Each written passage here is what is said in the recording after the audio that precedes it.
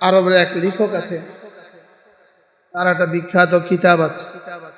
এই কিতাবের মধ্যে তিনি বলেন যে কিতাবটার নামই হলো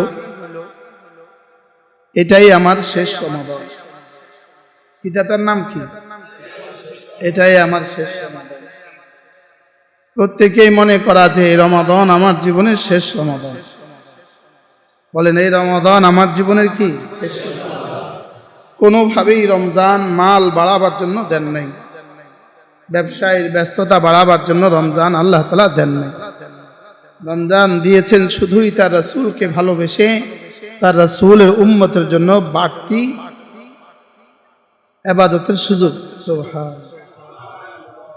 তোমার একে আমি 70 দিব, তোমার এক রাতে আমি 83 বছর 4 মাসের চেয়ে বেশি দিব। এগুলো দেওয়ার জন্যই রমাদান দিয়েছেন, দোকানে সময় বাড়াবার জন্য রমজান দেন নাই। উচিত ছিল সারা বছর ব্যবসা হবে আর রমজান মাসে শুধুই ইবাদত হবে। সারা বছরে ইবাদতও চলবে, ব্যবসাও চলবে, রমজানে শুধুই ইবাদত চলবে। উচিত ছিল এটা। আর আমরা রমজানকেই বাড়িয়েছি আমাদের ইবাদত, ব্যবসা বাড়াবার কি।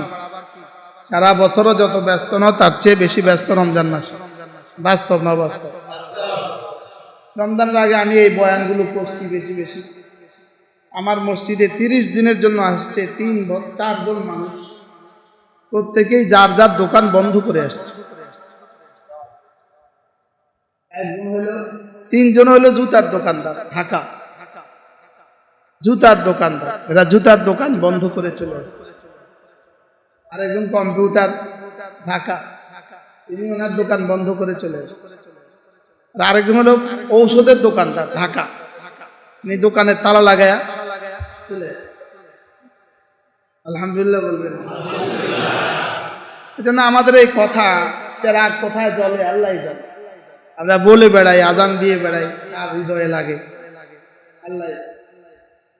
এই জন্য রমজানকে আল্লাহ তাআলার জন্যই ফারেক করা, রমজানকে আল্লাহর জন্য কি করা, ফারেক করা। রমজানে পুরো অবসর নিয়ে নেয়া। আমি রমজান মানে অবসর, ব্যাস। রমজান মানে আমি এটা আল্লাহ তাআলাকে দিলাম। 11 মাস পেটের জন্য, আর রমজান দিব পিঠের জন্য। বলো যে এটা কি কথা? রমজান পিঠের জন্য মানে পিঠে, আমাদের শিবলি সাহেব হুজুর বলতেন, চোরে চুরি করে পেটের দায়, পিঠের কথা ভুলে যায়। আপনাদের নোয়াখালী শিবলি সাহেব হুজুর ছিলেন না? আল্লাহ হুজুরের কবরকে জান্নাতের টুকরো বানিয়ে। হুজুর বলতেন চোর চুরি করে পেটের দায়, লেকিন ভুলে যায় কিসের কথা? পিঠের কথা। আমরাও আমাদের পেটের কথা মনে রাখছি, পিঠের কথা ভুলে গেছি। কবরের আযাবের কথা ভুলে গেছি, পিঠের আযাবের কথা ভুলে গেছি। আযাব তো হয় পিঠে না, পিঠের কথা ভুলে গেছি। চোরে পিঠে কে কি পরিমাণ পিটাই, পেটের চিন্তায় পিঠের কথা ভুলে গেছে। বলে পেটের চিন্তায় কি পিঠের কথা ভুলে গেছে। আমরা যেন পেটের চিন্তায় পিঠের কথা ভুলে না যাই। বলে 11 মাস দেই পেটকে আর 1 মাস দেই পিঠকে। পিঠকে দেই মানে কি?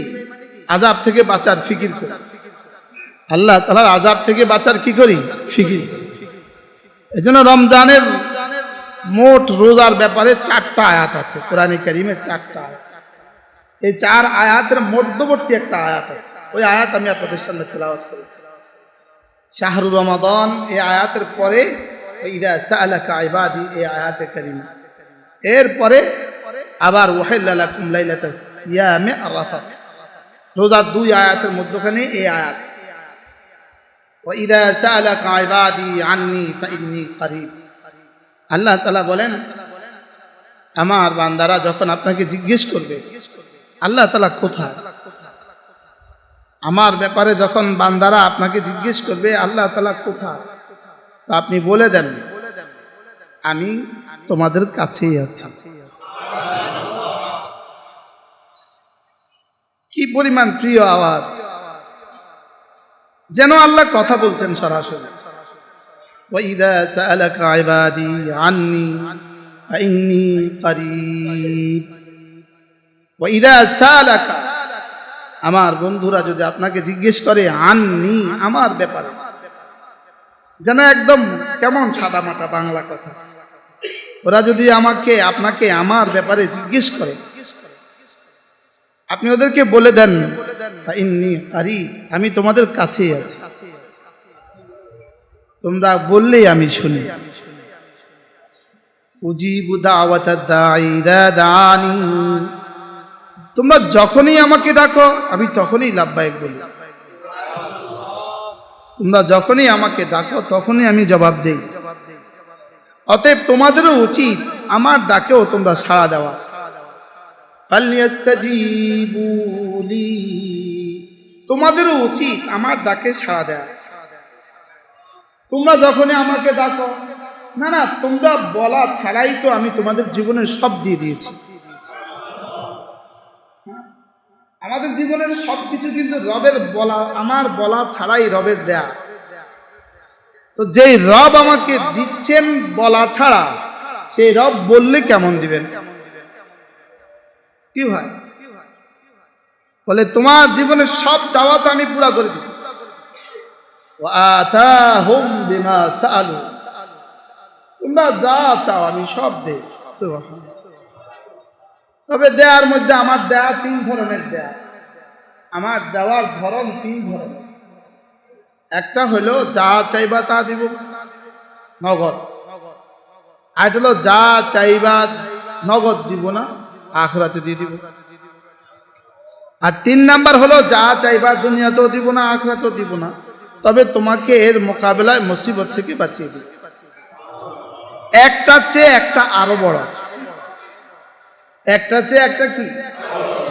আচ্ছা, আপনার 2 বছরের বাচ্চাটা যদি আপনার কাছে বলে আব্বু আমাকে 1000 টাকা দাও, আপনি করে 1000 টাকা দিবেন?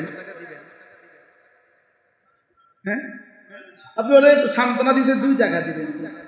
বাবা এটা বলতে 1000 টাকা আপনার পকেট থেকে নিয়ে নেয়, আপনি ধাক্কায়া ধমকায়া চটকনা দিয়ে 1000 টাকা নিয়ে ওরে 2 টাকা দিবেন। বলুন তো দেখি, এই 2 টাকা দেওয়া রহমত না এখানে 1000 টাকা দেওয়া রহমত? আজীব না? এখানে 2 টাকা দেওয়া ওর সে আপনি ওকে 2 টাকা দিচ্ছেন, আর 1000 টাকা দিয়ে একটু করে ছিঁড়ে ফেলবে, তো বড় ক্ষতি হয়ে গেছে। বড় কি হয়ে গেছে বলেন? ক্ষতি হয়ে গেছে। হয় ওর ক্ষতি হবে আর না আপনার ক্ষতি হবে। আল্লাহর তো ক্ষতি হবে না। এখানে 1000 টাকা ছিললে ওর ক্ষতি হবে না, আপনার ক্ষতি হবে। আর 2 টাকা ছিললে ওর ক্ষতি হবে না, আপনার সামান্য ক্ষতি হবে। আল্লাহ আমারে বেশি দিলেও আল্লাহর ক্ষতি নেই, আল্লাহ আমাকে কম দিলেও আল্লাহর ক্ষতি নেই। লেকিন কদ্দুর দিলে আমার ক্ষতি, এটা আল্লাহ তাআলা ভালো জানেন। কি হয়?